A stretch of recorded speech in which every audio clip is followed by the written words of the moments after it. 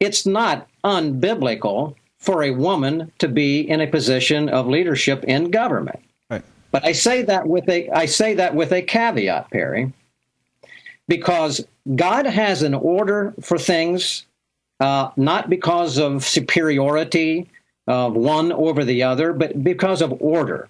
And we're told in Isaiah, and this is an interesting thing, Isaiah chapter 3, verses 8, and verse 8, it talks there about when God is judging Israel because the leadership actually had walked away, making good evil, declaring evil to be good.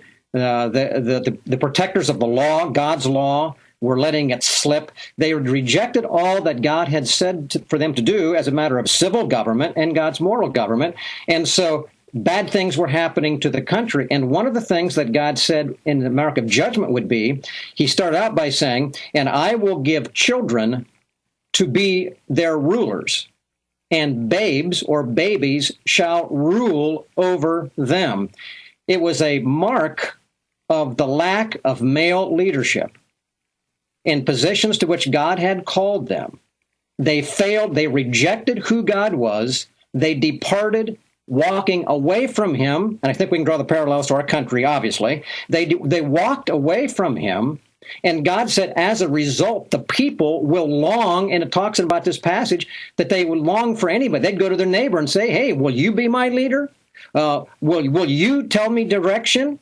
Because they were not there in the babes and children. Then in verse 12, then it comes down and it says then that babes or children would be their oppressors, meaning literally they would become tyrants, meaning adults, but children in adults' bodies, having no care for God, not being restrained by God's moral law or civil law, do what they want, define good to be what they want it to be, and these then were the babes. So this is not literal babies or literal children. These were adults who acted as babies and children, and when that happens, they become tyrants or oppressors. And God said, and women shall be rulers over you. And that's where a lot of the context comes from, that's an anathema. The point here was that God did raise up women. We know he raised up Deborah in the Old Testament when male leadership failed.